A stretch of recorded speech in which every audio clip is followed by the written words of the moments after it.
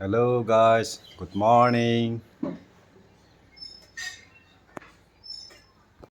আজি দুপৰীয়াৰ কাৰণে নান্দৰ বামি বজাৰৰ পৰা আধা কেজি কিনি আনিলোঁ 400 টকা লৈছে। এই মাছৰ নাম হ'ল নান্দৰ বামি। এইটো হ'ল পাহাৰত থাকে, বাঁহৰ গাজা খায়, আকৌ এইফালে কলগছৰ গাজাবিলাও খায়। এই নান্দৰ বামিয়ে পাহাৰত উঠি উঠি খাই থাকে। আৰু মানুহবিলাক পাহাৰৰ পৰা নামি আহিলেই ধৰে এইটো নান্দৰ বামি।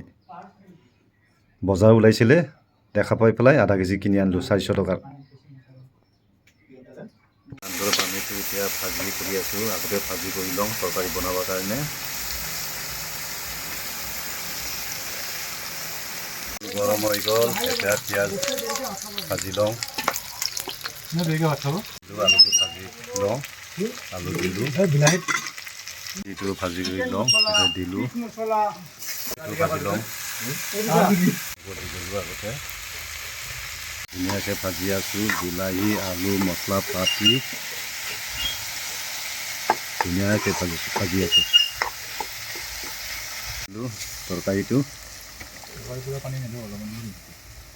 উতলি আছে তৰকাৰী।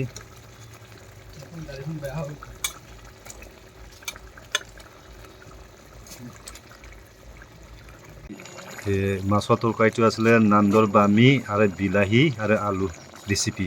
ধুনীয়াকৈ বনাইছোঁ দেই, খাই কিন্তু টেষ্ট লাগিব আজি, মজাকৈ বনাইছোঁ।